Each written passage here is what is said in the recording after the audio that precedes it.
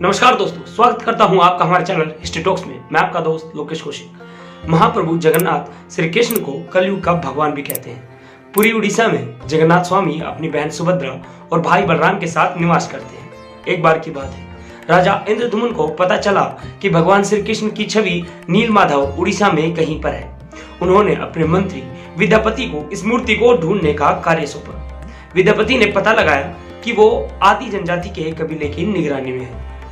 विद्यापति ने कबीले के सरदार की लड़की से विवाह करके नीलमाधव का पता लगा लिया। विद्यापति और इंद्रद्युम्न नीलमाधव, जो कि लकड़ी का एक टुकड़ा था, को लेकर वापस आ गए। एक दिन जब एक बूढ़ा वहां आया और उसने राजा से कहा कि वो लकड़ी के लट्ठे को मूर्तियों में बदल सकता है, तो राजा ने उसे हाँ कर दी, परंतु उसने शर्त रखी कि ये सारा काम वो एक कोठरी में करेगा और कोई उसे देखेगा नहीं। बहुत दिनों तक तो राजा चुप रहा, पर एक दिन उससे नहीं रहा गया तो कोठरी का दरवाजा खोलकर अंदर चला गया। राजा ने देखा अंदर स्वयं विश्वकर्मा उन मूर्तियों को तराश रहे थे। राजा को देखते ही वे गायब हो गए और तब से वे मूर्तियां बिना हाथ पैर पलक व कान के अधूरी ही है। जगन्नाथ मंदिर पर 17 हमले हुए हैं। पहला हमला 1340 में सुल्तान इलियास शाह के द्वारा हुआ, जब राजा नरसिंह देव मूर्तियों को बचाने में कामयाब हुए। दूसरा हमला फिरोज शाह तुगलक ने 1360 में किया। तीसरा हमला 1509 में हुआ, तब सूर्यवंशी प्रताप रुद्रदेव ने मूर्तियों की रक्षा की। 1568 में काला पहाड़ नाम के अफगान ने हमला किया, लेकिन एक हमला अकबर के नवरत्नों में से एक टोडरमल के बेटे कल्याणमल ने 1611 में भी किया, पर हर बार वहां के पुजारी और राजा अपनी सूझबूझ से मूर्तियों को बचा लेते थे। इस मंदिर के रहस्य ऐसे हैं कि आज तक कोई इन्हें जान नहीं पाया। हर 12 साल में महाप्रभु की मूर्ति को बदला जाता है। उस समय पूरे शहर में ब्लैकआउट किया जाता है, यानी पूरे शहर की लाइट बंद की जाती है। लाइट बंद होने के बाद मंदिर परिसर को सीआरपीएफ की सेना चारों तरफ से घेर लेती है। उस समय कोई भी मंदिर में नहीं जा सकता। मंदिर के अंदर घना अंधेरा रहता है। पुजारी की आंखों में पट्टी बंदी होती है। पुजारी के हाथ में दस्ताने होते हैं। वो पुरानी मूर्ति से ब्रह्म पदार्थ निकालता है और नई मूर्ति में डाल देता है। ये ब्रह्म पदार्थ क्या है, आज तक किसी को नहीं पता। इसे आज तक किसी ने नहीं देखा। हजारों साल से ये एक मूर्ति से दूसरी मूर्ति में ट्रांसफर किया जा रहा है। ये एक अलौकिक पदार्थ है जिसे छूने मात्र से किसी इंसान के जिस्म के चिथड़े उड़ जाए।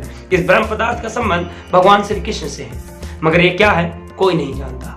ये पूरी प्रक्रिया हर 12 साल में एक बार होती है। उस समय सुरक्षा बहुत ज्यादा होती है, मगर आज तक कोई भी पुजारी ये नहीं बता पाया कि महाप्रभु जगन्नाथ की मूर्ति में आखिर ऐसा क्या है। कुछ पुजारियों का कहना है कि जब हमने उसे हाथ में लिया तो खरगोश जैसा उछल रहा था, आंखों में पट्टी थी, हाथ में दस्ताने थे, तो हम सिर्फ महसूस कर पाए। आज भी हर साल जगन्नाथ यात्रा के उपलक्ष्य में सोने की झाड़ू से पुरी के राजा खुद झाड़ू लगाने आते हैं। भगवान जगन्नाथ मंदिर के सिंह द्वार से पहला कदम अंदर रखते ही समुद्र की लहरों की आवाज अंदर सुनाई नहीं देती। जबकि आश्चर्य में डालने वाली बात यह है कि जैसे ही आप मंदिर से एक कदम बाहर रखेंगे, वैसे ही समुद्र की आवाज सुनाई देगी। आपने ज्यादातर मंदिरों के शिखर पर पक्षियों को बैठे या उड़ते हुए देखा होगा, लेकिन जगन्नाथ मंदिर के ऊपर से कोई भी पक्षी नहीं गुजरता। झंडा हमेशा हवा की उल्टी दिशा में रहता है। दिन में किसी भी समय भगवान जगन्नाथ मंदिर के मुख्य शिखर की परछाई नहीं बनती। भगवान जगन्नाथ मंदिर के 45 मंजिला शिखर पर स्थित झंडे को रोज बदला जाता है। ऐसी मान्यता है कि अगर एक दिन भी झंडा नहीं बदला गया तो मंदिर 18 सालों के लिए बंद हो जाएगा। इसी तरह भगवान जगन्नाथ मंदिर के शिखर पर एक सुदर्शन चक्र भी है, जो हर दिशा से देखने पर आपकी तरफ ही दिखता है। भगवान जगन्नाथ मंदिर की रसोई में प्रसाद पकाने के लिए मिट्टी के 7 बर्तन एक दूसरे के ऊपर रखे जाते हैं, जिसे लकड़ी की आग से ही पकाया जाता है। इस दौरान सबसे ऊपर रखे बर्तन का पकवान सबसे पहले पकता है। भगवान जगन्नाथ मंदिर में हर दिन बनने वाला प्रसाद भक्तों के लिए कभी कम नहीं पड़ता। लेकिन हैरान करने वाली बात यह है कि जैसे ही मंदिर के पट बंद होते हैं, वैसे ही प्रसाद भी खत्म हो जाता है। यह सबसे बड़े आश्चर्य की बात है। तो दोस्तों, कैसी लगी आपको आज की वीडियो, हमें बताना न भूलें। मैं आपका दोस्त लोकेश कौशिक। जय बतेश्वर।